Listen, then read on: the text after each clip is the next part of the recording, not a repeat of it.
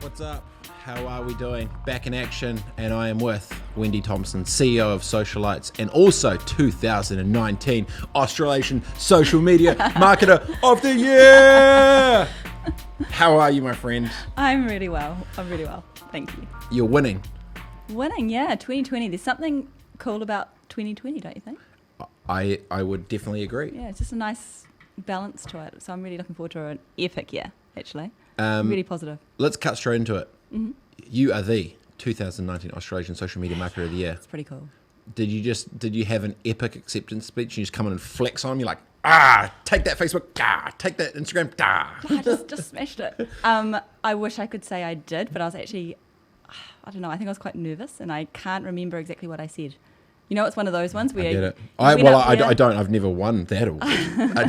That's so cool. This one's well and truly this could be yours. And Wendy, I just want to say congratulations. It's awesome. I love seeing my friends win. I saw that pop up and I was extremely hyped and amped. And it's good to... I think New Zealand has a big issue with celebrating and the awareness of our own successes. And every time someone that does a good thing, I always make an extra effort to say, Wendy, well done. So Wendy, well done. Thank you very much. So let's go straight into social media.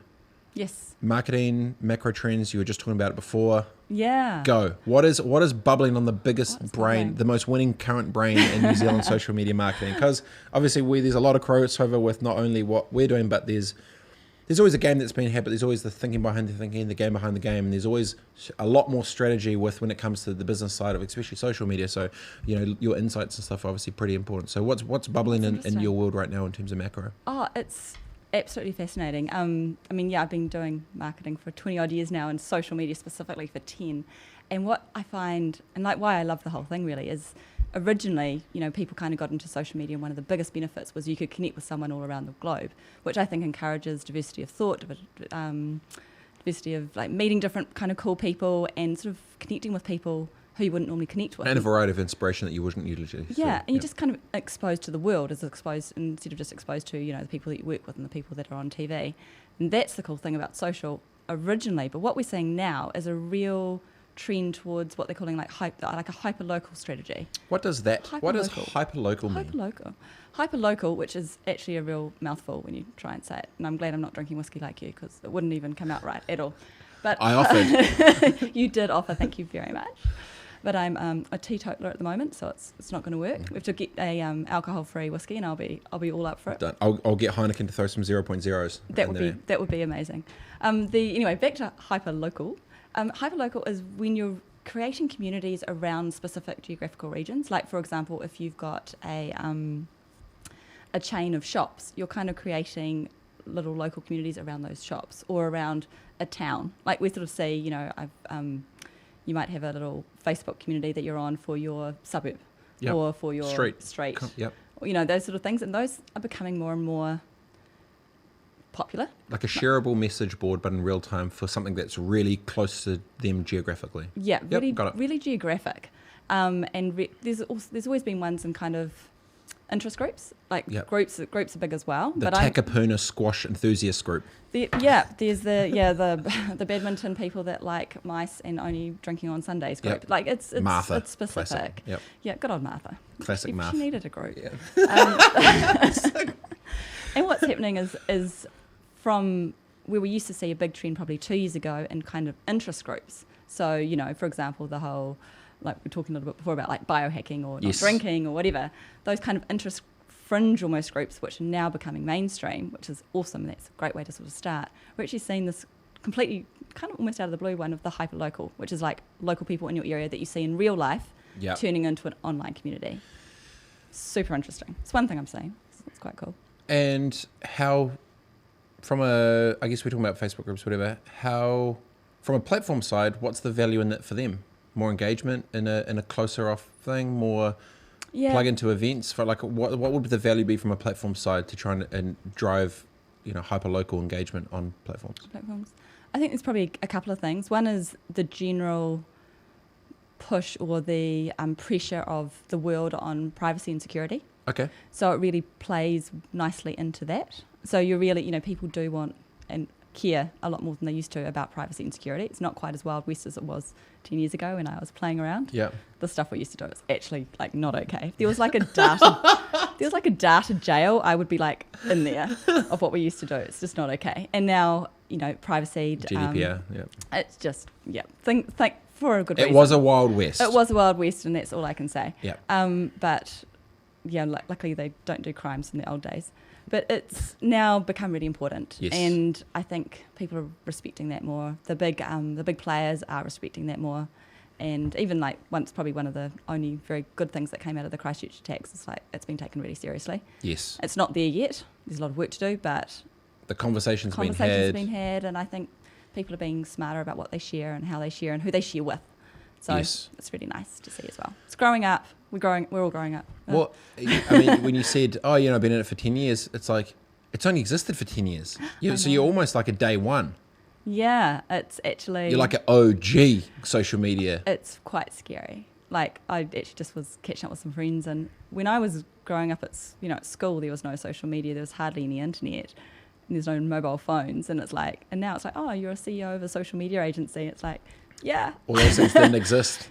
Wasn't really a career choice back in my day. Like literally, you know, computers were like plugged in with massive big boxes. Yeah. The internet was kind of only just starting. I started, it was like, you know, the biggest thing that people were telling me is, well, social media and maybe the internet won't be around in a year's time. You're starting a really stupid business. And I'm like, well, you didn't see Trump coming. So anyway, he will keep social media going for a long time. When you decided to pull the trigger that early, I always think there comes a direct correlation between bravery and vision, right? Like, I saw in 2004, when I knew we were going from dial-up to broadband internet, I knew that as soon as the speed of the internet got faster, photos could get seen quicker instead of being right? Then I was like, if communities start to congregate around content, you'll be able to eventually commercialize it. And so I was like, with the unlock of broadband, I knew that there would be a commercial model for communities that existed within online communities, whatever. So that's when 2006, when I started my first online company, I told everyone, they said I was flipping nuts. They're like, dude, this is insane. What was the moment that you saw that wave coming that was so early that no one saw, that you still decided to push go as a female in tech starting a social company 10 years ago at day one? Like, talk me through that, because I think that's it must feel good that you know you were right now. It's so good, and it sounds so arrogant to say it, but it's so nice being right sometimes. Yes, no, because everyone said you were shit, or said it was dumb, or said it was complete waste of my time. Go and be a CEO of a big ad agency or something. You know, that was kind of the pathway, and it's like, oh, do my own crazy thing. And also back then, being an entrepreneur wasn't cool, whereas now it's become quite a cool thing. But back then it was like, you're an idiot. But what really happened to me is, at the time, my partner and I had a small physio Pilates practice actually just up the road on Wellesley Street. And I was doing the marketing. We started doing marketing, started using Facebook to actually tell people what we're doing. So literally an old school Facebook page before they had pages. We were like a person. And just got into it really early. And very quickly, as a marketer, I could see I was creating this community of people without having to ring everybody up or spend, you know, thousands of dollars on mail just to communicate. But the fascinating thing, which I loved, is I could put a post out, back in those days, ask a question, and I'd have like 100 people reply. Yeah. And trying to do that as a small business in any other way was like didn't exist. This was the first time I could ever do it. It was like, oh my gosh. So you saw value at scale that saved time. Value. Yeah, because in the old days you had to use like market research companies to do everything, and a small business that's making $100,000 a year is like revenue is not going to be able to spend like $20,000 on doing market research every year. It's just not good value. Whereas I could do it at a push of a button. In real time. In real time, from real people who I knew were real people, wasn't made up. So I was like, there's something in this. And then of course they kept on adding and changing the rules, and I learned about being flexible and hacking things. So you saw the wave though, right? You could just see it, like the way people wanted to come together and discuss things in public, en masse, was something I'd never seen before. Yeah. Like not in marketing channels. And then being able to actually listen to what people said as a business and change what you did. Like we, for example, we had a class that was on a Wednesday night, really simple, very practical example. We had a class that was on a Wednesday night, and suddenly everyone stopped going to the class on Wednesday, and we're like, what is going on? Dancing with the Stars. It was actually literally something, I can't remember the TV show, but it was like this Survivor. TV show had started, and we just had no idea. So I literally put up a post going, hey guys, the Wednesday night class, no one's going to it anymore. Is there something on? Everyone's like, oh yeah, we're just watching this TV show. We changed, like literally that's what it was. We just changed it by half an hour, and everyone started coming back to the class. Like it was so simple, so funny. It was just actually hilarious. So you're running the business, you started using social media for value within your own company. You saw what it was actually doing, and then you clearly had a moment where you said, maybe other businesses are also having this problem. Yes. Okay. And I was from, DDB and big ad agency land. So I was like, well, if I'm my husband's small business, imagine what the big, big brands of the world, how this would help them. And they weren't at that time doing anything. So it was kind of an easy, but I suppose ballsy move to go, hey, these boards of these big companies, have you heard about this thing called social media? Do you want a hand with it? And luckily, I was the first few years, there was a lot of like, what is this? This is a waste of money, waste of time. I don't think it's going to be around. Those conversations I don't have anymore, which is really, really nice. Because they see the value, know the value, and it's just taken time for them to catch up. It is. Got it. And so my probably challenge as a business is what it's always been, is to stay at the forefront. But the forefront now, thank goodness, isn't quite as explainy as you need to do. Like it used to be, explaining the value of social media was all you used to do, and now it's like people know it's valuable, they just want to know how to do it best. Yes. Which is way more fun. So you've passed the first 5 years was the awareness phase and the education piece, and now it's like the curation of the products and services that you can provide to actually add value to the business, because they're the 95% of the sales actually done. Yeah. Only took 10 years. I know, it's great. But you were there at day one. Yeah, I was there at day one. It was so really exciting. How did you change your products and services over the last 10 years from what you were selling kind of all in one, basically, back in the day. Yeah. Yeah, it was literally, and gosh, when I started, it was just me, and I had like a newborn baby and like a toddler, and it was like a laptop, and I was like, so naive, it's hilarious. I look back and I was like, what was it? It was one of those like, if I'd known then, would I have still done it? I'm not sure. Things we used to do. It was so unprofessional. It was great. But I was like, we used to just do everything. So I'd do all the community management, all the content production on like... Just heaps of tabs open, like, yes, go, on. Literally all of these. And back in the day, like we did, gosh, even in the first few years when I only had a few in the team, we'd do things like post the wrong alcohol brand to another competing alcohol brand. Geez. Like, stuff like that. It's like, career suicide. And these things just were really great learning experiences. Yep. Systems and processes became more and more important.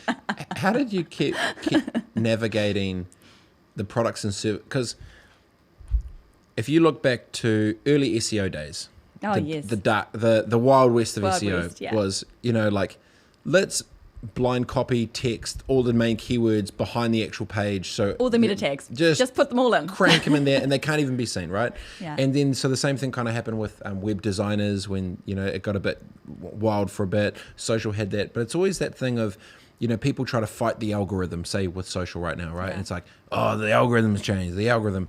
How have you adapted your digital products and services for platforms which are constantly evolving? How have you managed to sort of change or create, right? Like new things. Ride the wave. Yeah, stories have popped up. How do you commercialize, or what's the product? Yeah, how have you navigated the strategy of what products and services you do for the new products that exist in the market? Oh, it's a real fun one, and it's literally is half art, half science, and if we're adding in another half, a lot of gut. Yep. To be honest, so it's probably three halves because we're in social and that's what we can works do. in my math. It works in our math too. A lot of it is, I do think you need that gut of like what is actually going to create real value for the end community. Yeah. And that's where like I saw stories and I was like, this is epic. Yep. Like you just know that's going to be super cool. Often socialites, we go into things not knowing how we're going to commercialise it. We just kind of go in there and have a play and it always pops up. But what I like to do is work with clients who are really brave to have a go at new stuff because you might not see the return straight away, but there's definitely something in being first to market, like just being first to market, having a go, getting in there with your customers and your community. They're along for the ride. Yeah, and just saying, okay, like we might not know how this is supposed to be perfect and polished yet, but at least we're in there and having a go and we're still there with our people. Because if marketing 101, you've got to be where the fish are, you've got to be where your customers are. And if you're in there playing around and getting it wrong along with everyone else, people are pretty forgiving. And then, yes, you get better and better and better, and then something new comes up. And that's kind of how we like to go. So I'm always on the lookout. Like one of our, we've got a few really cool values, but my favourite value is challenge the status quo. Love it. And my team are like, they get sick of me saying it. Shake the tree. Absolutely. Because like down to everything, like it's always like, well, here's this, here's the community management system that we use right now. I'm like, okay, well, we've been using that for 8 months. Is there a better one out there? And often there is. Or, why are we doing these, weekly reports? Is there a better way to do it? Do we still need to be doing them? Why are we doing them? So it's always questioning why are we doing it? Are we adding value or are we adding coolness? Well, I think it's good leadership because if you're proactive inside the business to look at the different things where you can do better instead of just reactionary changing with what the market does, it actually keeps you here because you're in the same thinking of the platform. So if the platform is creating their own product to try and continually be better, you are proactively trying to push your product to be better, it keeps, they'll always be ahead as they do something, but you're so close opposed to if you're reactionary to what they're doing, and then it just the gap gets bigger and bigger, and then eventually the client who sits beneath is like, do I actually need that? Right. Well, it's like that. I mean, circling back. Oh my goodness, I sound so corporate right then. But circling back to the local area marketing sort of hyper-local kind of strategy that everyone's sort of looking at right now. I could see that trend coming a few months ago, or sort of about 6 months ago. I was like, that's interesting. And then through, coincidences and things like that, came across this in introductions, this incredible piece of software that is absolutely perfect for brands that are wanting to do a hyper-local strategy. Cool. And it's like, we didn't build it, but we just a conduit to it. But being able to sort of have the license for that in New Zealand or the introduction, be able to bring that to our clients is really kind of a cool thing for us to do. So it's like, hey, we can see you're going down this track. Here's this amazing software we found out about. I think you guys should use it. It's going to save you time, money. Because right now the algorithms as well are benefiting that. So if you're, Google and Facebook are kind of having a bit of a turf war on looking, on the exact location place. Got it. So the algorithms right now are if you can do a hyperlocal strategy, you're going to get 5 to 10 times more reach than if you just do a straight national. Interesting. Apparently. Is this the... I've done a little bit of a test and it is, from what I've seen so far, it is about right, but I need to do more testing. Is this the same thing of like personalization at scale? Yeah, at scale. Yes. It's like, using dynamic... using technology so you can do it easier. Yeah. So imagine if you had, 200 stores across the country, going in and trying to hyperlocal everything. Yeah. Yeah, and I've done that in the past, about 5 or 6 years ago. Oh, jeez. And we taught like an entire franchise of 80 stores, like how to do social media properly. Great in theory. Until 2 months later when, half the staff had left and went back to kind of average again. Got it. So it was just like, we were just ahead of our time. We taught everyone how to do it, and then they all left. And so how do you keep from a New Zealand market, how do you keep your finger on the pulse specifically in terms of what's been tested and tried globally? I suppose I don't actually think of myself as a New Zealand. I think of myself as a New Zealand company, but I don't think of ourselves as working in New Zealand. So I think of us as a global company that happens to be in New Zealand, if that makes sense. Yeah, no, totally makes sense. And I just in the same way I think of myself as a New Zealander, but I'm a global citizen. Yep. I think it's kind of way more fun.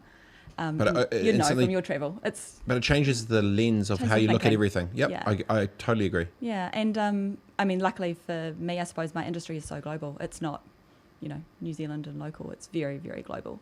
So everything that I follow, it could be, cool stuff they're doing. And the other big thing I'm playing in myself at the moment is the whole kind of Asian market. Oh, okay. Terms of, because we picked up a really cool client last year, the entire APAC business for Microsoft Internet of Things. Fun. Wow. Really cool. And, up against some really big Australian-based companies. Really cool. So we're looking after all of Asia Pacific. So that's China, India. Crazy. Korea, which is Korea, Internet of Things. I didn't realise how big it is there. It's huge. So, we've got, Korean people on staff, and I'm learning about all these platforms I've never heard of. I think Samsung has a So much bank fun. over there. I'm just not surprised. And Japan. Yeah. Oh my goodness, Japan's just. I heard the other day, I think it was at CES, that is it Toyota is literally building a smart city at the base of Mount Fuji. Shut up, that's amazing.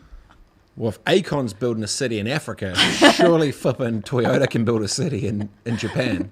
And yeah, it's all sorts of kind of crazy, fun stuff happening. How usually when it comes to when I was a kid, the Oprah show would be a year late after it was in America. Oh my gosh, yes, yeah. Right? I'd see at the end of the show in the credits or something, it would have 96, and you're like, wait a second, that was last year. What's going on? New Zealand's always seemed to be in many things a little bit behind in terms of, I don't think education or awareness, but actually the execution side. Do you 100%. think the gap is clearly getting closer and closer and closer? For content seems to be, same day worldwide for things like, Game of Thrones. Obviously, New York time, we actually kind of get it a bit earlier, depending on how they do it there. But how much has technology enabled the nation to actually play catch up and potentially lead in terms of, consumption of either content, media, or different ways of thinking? Oh, phenomenally. I just think it's just been such a boost for New Zealand, that technology. I mean, we're so, on a map disconnected from the world, but through, the internet and technology, we're completely connected. We're talking to people all around the world all the time, every day, and it's so easy to do now. It's just, I was just laughing to some friends on WhatsApp because I'm terrible at time zones. I get it wrong every single time. I'm supposed to register for this big conference. I'm like, I thought it was 10, and they're like, no, it's 3. And I was like, oh, just so confused. So things like, in terms of getting content out, I think speed has been the biggest thing that we've seen. And as you say, real-time stuff, especially in the last couple of years. Yep. We're all binge-watching TV in real time. Post with fashion, if you see something, you can get it the next day. It's faster to get it from Amazon than it is to get it from Whitcoulls. Crazy. But the thing I think is going to be really cool in terms of content in the next couple of years is probably all the massive big jumps that we're seeing in translation. Okay. Yeah, I think there's some really awesome tech. I mean, you travel quite a bit. You know how you go there now and you've got your Google Translate or whatever your app is, and you just go da-da-da, and it goes out and it says whatever you said, it turns it into Cantonese or whatever it needs to. Yep. That there, I think it's still or the Babelfish kind of thing. It's still at the beginning now. Voice. But I think, give it a couple of years and I think we're going to be able to have really cool, smart conversations with people from all different languages. Well, tech's just opening up the door way more for... It's always interesting. Music and sport has always been two that, regardless, even if you can't speak the same language, has always been able to connect people, right? Yeah. And do you think this next wave of... Because I've been thinking about the real world implications of 5G with what it will do. So say even real-time translation with little AirPods for different... It's starting, amazing. but it's like this... But it's baby now. We're at first gen. But see that in 5 years' time, I think it'll be... We're Voice 1.0. Yeah. Yeah. It's going to be... I think that's probably the biggest trend or biggest impactful thing that I think we're going to see. And it's kind of as someone who's terrible even at English, I'm so bad, and I've got all these amazing friends who are so multilingual, and half my team speak 10 different languages, and I'm just I'm so jealous, and I tried and I'm terrible, but I'm sure I'm going to get better with this technology coming through. Did you predict the rise of TikTok, that you think it would be as big as it is, as fast as it is? Because obviously there was a music thing acquired, blah, blah, blah. Yeah. Did you obviously watch What's you bubbling? watch them come and go. You watch them come and go. You see them bubble. What was your insight and overview when you looked at what was happening and why and the growth of that? Like what did you learn from seeing TikTok grow? What I loved, there's a couple of things. I knew there was a space for one more big one, and I knew it was going to be something music related, because that was missing in the other platforms. Yep. And I was like, there's something music performance, but at the time TikTok wasn't really being used for that. So that was kind of interesting that it kind of morphed into, basically a music performance, and now it's getting all the cool filters and you can really play with it. Yeah. So I knew there was something like that. I didn't know it was going to be TikTok, but then now it's like phenomenally, and I'm really excited by it. The interesting thing and the cool thing I like as a parent at TikTok, and what I'm seeing more on Instagram as well, is that it used to worry about your kids sort of being on social media and like looking at these perfect people and trying to be like the perfect person. In the old days before the internet, when I used to read the Cosmopolitan magazines or whatever, and have Elle Macpherson. The Elle Macpherson. I was just going to say Elle Macpherson. Elle Macpherson. That was my jam, you know, and and it was like, oh my God, the body. And you used to worry about that with your kids and social media. But now what's happened, there's been a real cultural shift, which I love. And the Lizzo effect. The Lizzo effect. Totally. I don't know if that's a thing or not. I know exactly what you're talking about. I know. And it's like, you go on TikTok, or I see my kids on Instagram, and it's all about being really true to who you are. So I talk to my kids, I was like, do you want to be famous? And they're like, oh, I don't want to be famous. And I'm like, interesting, because they know they don't, because they're like, whereas one of my daughters does and one doesn't. Yeah. And I'm like, oh, why is that? And they go, oh, I don't want to have lots of people looking at me. And the other one's like, oh, I just don't care, I quite like it. So introvert, extrovert. Yep. Which is fine. But both of them are just so themselves. They're not putting on any airs or graces. It's almost like being raw, goofy, and being really yourself is very embraced. But music does that. And music does that. Yeah. Performance does that. Yeah. More than even music. Like it's about, you're expressing yourself. Yeah. I never thought of that. It's a really good insight, because it almost goes against the polish of what Instagram has become, right? Yeah. Instagram, let's get the app to make my face skinnier and my 6-pack and 8-pack and all this other shit, right? It's and like then it's the anti, and then TikTok comes along, it's like, dude, let's be goofy and then dance by ourselves in a car. Yep.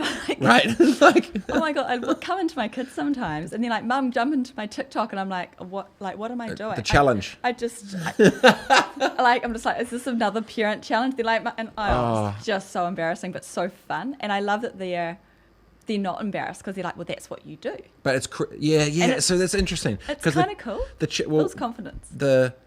It's the mob mentality of like, when the challenges come along, and then if that's what everyone does, and it's the ice bucket challenge or whatever, it's actually the thing. It's maybe that thinking of, instead of going, it's an ice bucket challenge where you do something as a stunt, you actually create something, but because the mass is actually, it enables you to be creative, and it actually forces creativity. Yes. So I think that's really cool, right? I love the idea of creation and ideas and thinking and just doing it. And I think maybe you're right. We've got polished perfection that's unattainable through Instagram, which is actually fake. Yeah, or attainable through filters. Attainable through filters in Photoshop. Attainable through filters just in like Photoshop. Magazines in the old days. Exactly. So that is the new magazine, right? That Elle Macpherson now lives as the Instagram model. Fine. But it's this next wave of like, cool, it's cool to be goofy and create something stupid. Yeah. It's cool. But then what is awesome about it is, I think as soon as they start morphing to that, the status is about them authentically being them without makeup and running and this or that and that. So that actually gives me hope for humanity in some weird way, that it's not being stressed at the thing, because there has been a lot of really bad mental health stuff and thing happen with not even just the social bullying, but I mean, you've probably seen a whole bunch of the dynamics around it, but it kind of feels in some way it's becoming more inclusive for others with things like TikTok than polished perfection. You'll never get to this stuff. You're not in the club.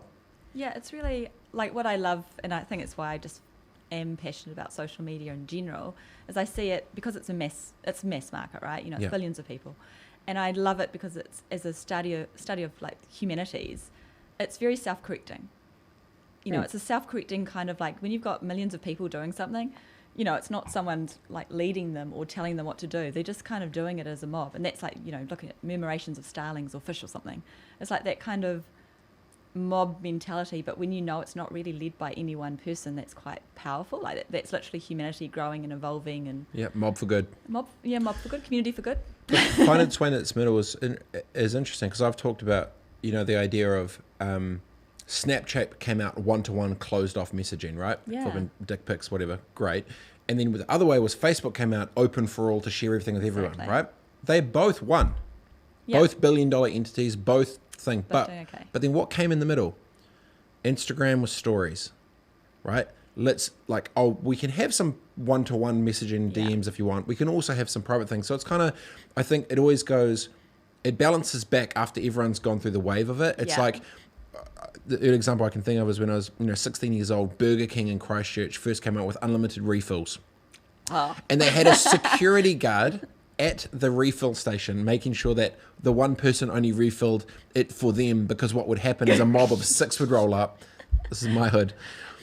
Would take the small and then just stack it out. And they had a security guard. But fast forward 10 years, there is no longer a security guard at the refill, and it was all there for all. Yeah. So I think it balances its way back out in the middle with. And it gets better each time as well. Like you think about the iterations of social media from that 10 years ago when it was just crazy Wild West going on. Wild West. Absolutely. To where we are now, and it's just got so much more sophisticated and more thoughtful. But yet, what I do love about it is it's still got a bit of the creative fun. It hasn't been. Well, whenever it gets too locked in and too structured, something comes out. Yeah. I think humans need something a bit kind of cool and fun and new and different every now and then. I think it's just in the nature of humanity, right? Yeah. Like we're either building or we're destroying. That's just what we do as people. Oh, that was so deep. Jesus. Oh no! Hey, no. Welcome to the show. No, I think it's building or. I don't think they'll self-destroy. They just choose to opt out to the next thing, so they are still on the wave of progression. Yeah. I think that has become clear. What's been the biggest shift in the last 10 years, which you wouldn't have seen coming? So 2008 social, business pages were like people, you do a page notification, it goes out to everyone. That's amazing. Just I'm still trying to explain to people about organic social media and how there's not a lot of it around anymore. Yeah. That's always an interesting conversation. Is that the biggest thing you've seen shift? Organic? People bitching out that they have to pay to get eyeballs? For things. That's probably one of the biggest ones. Probably the most interesting thing is like 10 years ago, it was kind of people didn't feel as entitled as they do now. Huh. Which is interesting. Because back then it was like, oh, this is so nice of Facebook to create this thing that I can use for free. I don't have to pay for. Because remember, we used to pay 50 cents for every text. Yeah. So. Oh, you're right. Yeah. It used to be like, oh, this is actually quite nice of this company to give me all this stuff for free. And of course, I don't mind them giving my data because they're giving me all these cool, like, free communication platforms, because it kind of overtook. Instead of having to pay 20 cents or 50 cents to talk to someone, you could do it for free through these platforms. And everyone was grateful. And now there's a lot of entitlement, which I think is really interesting. And do you think that's happened because they've only just come around to the fact that the data is more valuable than oil?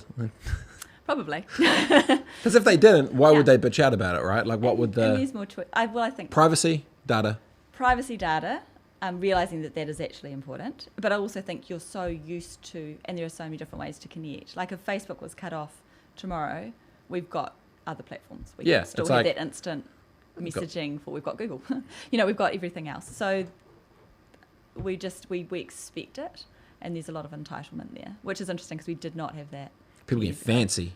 People getting fancy. People are like, oh my goodness, Facebook's got down. Damn them. And I'm like, you realise you don't give them any money. Like, they're giving you a thing for free. But people just don't think about that. Yeah. It's like, I get it. It's just an interesting psychological. Not that they should not think that. I just think it's funny. Yeah, because they don't realise that it's free and it's valuable. Use it. Yeah. Well, what would you do if you didn't? Well, probably something else. But what if you didn't have any social media platforms? If you suddenly had no social media platforms and no electronic means of communication cut out of your life, would you pay to have it? Probably. Hell yeah. So it's kind of an interesting one. How have you felt about the size of... In 2008, Facebook was small. In 2018, Facebook, or 2010, Facebook was small. 2020, Facebook is arguably one of the biggest, most powerful engines in the world. How have you felt seeing the platforms which were small become really, really big, and like obviously Zuckerberg going up to Congress, all that other crazy shit, like that whole world. How have you felt seeing people that were small become big with power, and how do you think they've navigated those waters rightly and potentially wrongly, or the challenges that they've seen in the last 10 years? Oh, I found it absolutely fascinating. Yes. Like, and especially now as a businesswoman who's gone on my own journey and know how hard it is to run even a business of my size, I think, gosh, these people are younger than me, running businesses that are, literally changing the world.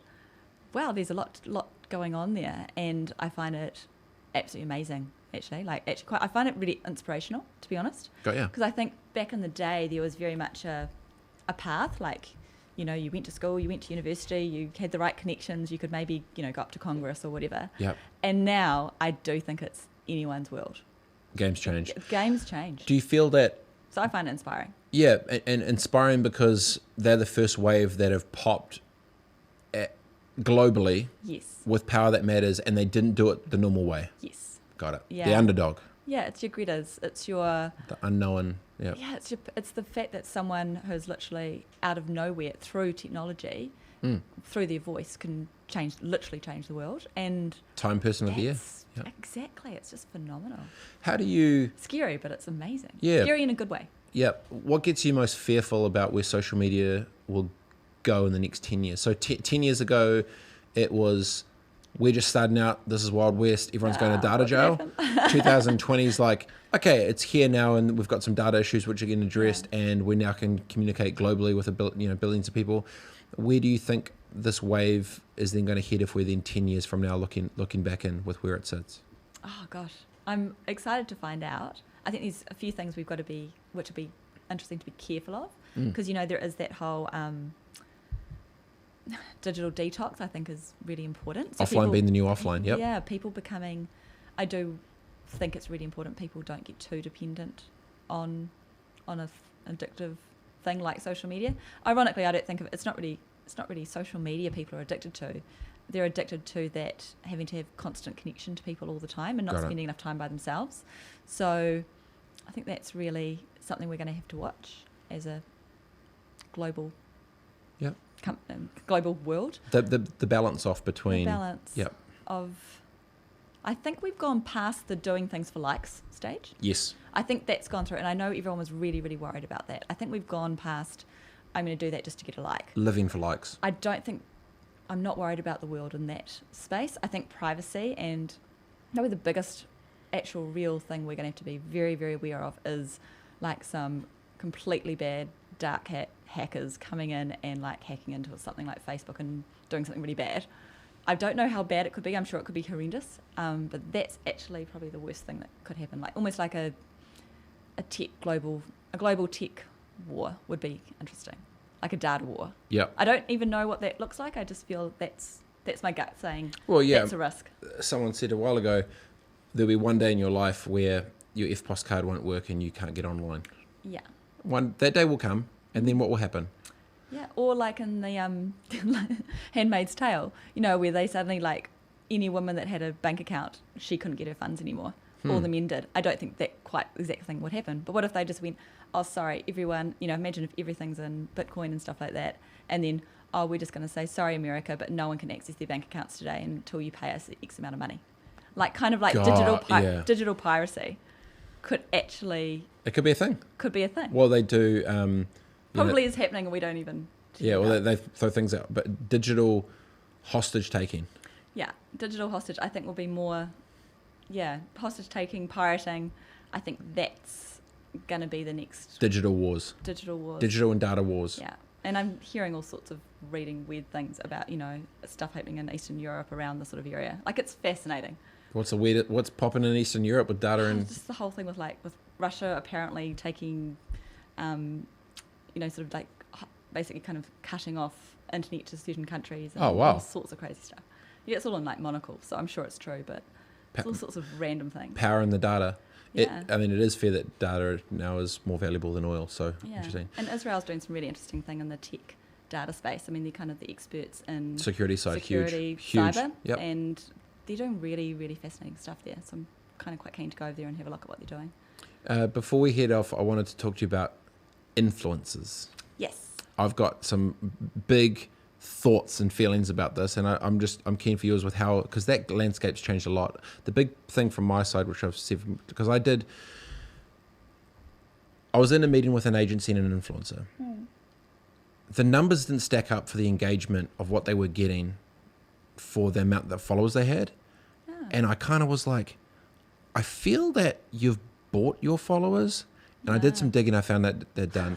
And basically I was like, whoa. And I started doing more digging with more influencers. Yeah. And I've got a spreadsheet.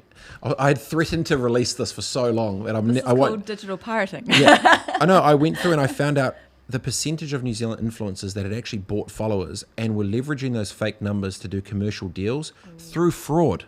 That's terrible. Right? And so I was like, you're messing it up for, I've got lots of friends that are totally legit, that do lots of good stuff. I'm like, you're ruining the market for those that are authentic by you committing fraud. And what was pissing me off about a bunch of it was there were agencies there in the middle repping these people who also knew that, because it wasn't in their best interest to actually tell the truth and realize they'd actually make half the money.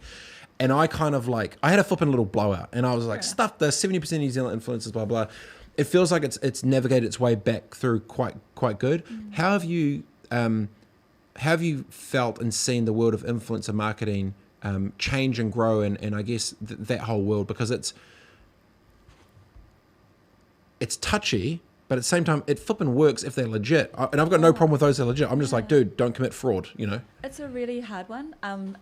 It's to say how I navigate it carefully. Yeah. It's really, really tricky. Like, for example, if you, and I did this out of interest, if you run, say, Kim Kardashian, right, through those sort of algorithms to find out she's got 20% fake followers. Yeah. It's not because she's gone out and bought them. It's just that the algorithms actually, if you start to get big, the fake followers follow you to make themselves look more legit when they get bought by other people.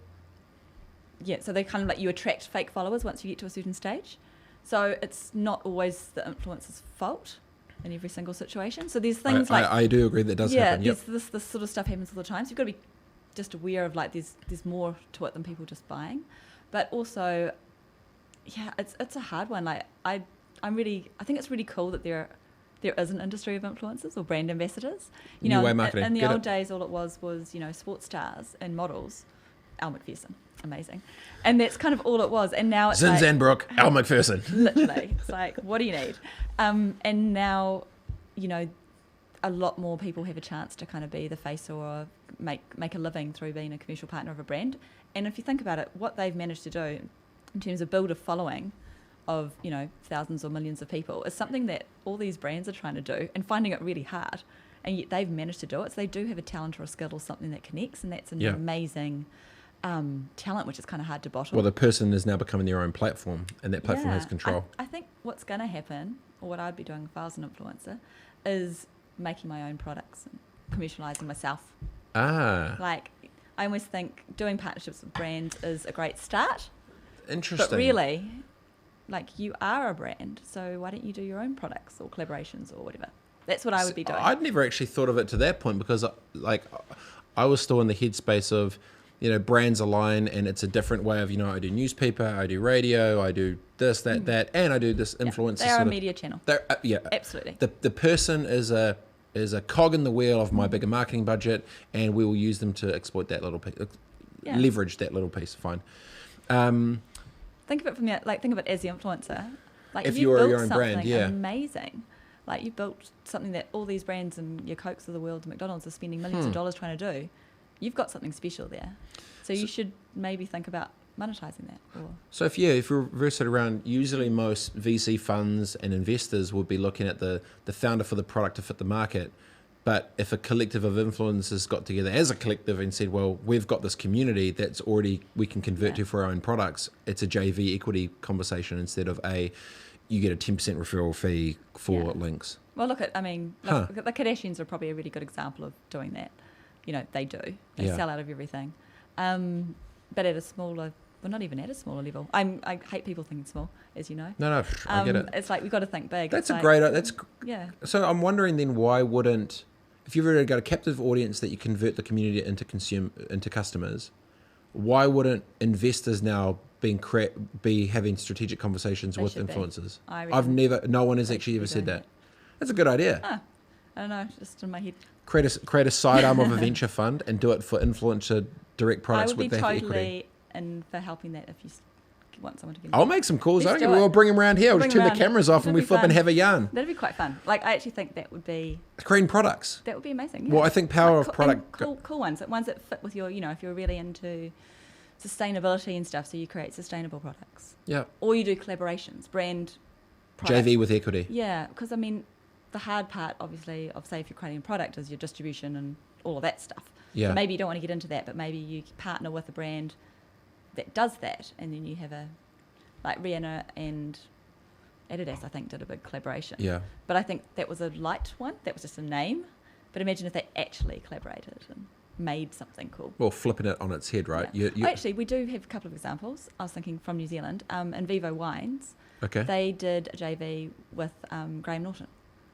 Ah. If you think about it. And he literally comes out to New Zealand, or they go over there. That's and cool. He literally makes the wine, which is like it's his wine. He That's put cool. it together.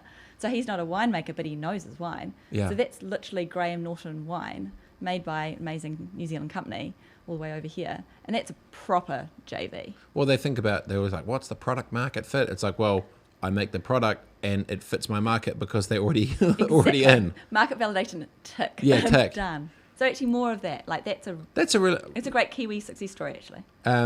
Amazing company, that one. I know you've got a very busy and packed day after this. I need to so we need to go. But as soon as the cameras go off, let's have a thing, because I think we've come up with a nice little idea. I've been joined by Wendy Thompson, CEO Socialites, and 2019 Australasian Social Media Marketer of the Year. Just Thank you. Dropping mics all over this bitch. Bam, bam, bam. If people want to check out your stuff, where can they go? What can they do? Feel free to plug your stuff. Oh, yes. I'm at Socialites, so my Instagram is Wendy Socialites. You. And I'm on the LinkedIn and the Facebook and I don't do a lot on Twitter, but I'm on there. But just Wendy Thompson, Wendy Socialites. Google it. Google. Very simple. Use the social media. Page one. Yeah, page SEO. one. Thanks so much. Enjoy the day, rest of the day, team. Good chats, good ideas, and good vibes. And see you soon. See you soon. Peace. That was awesome. That was fun. Products.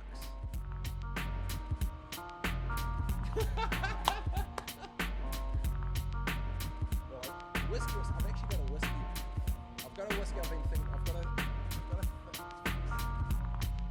But no, I never.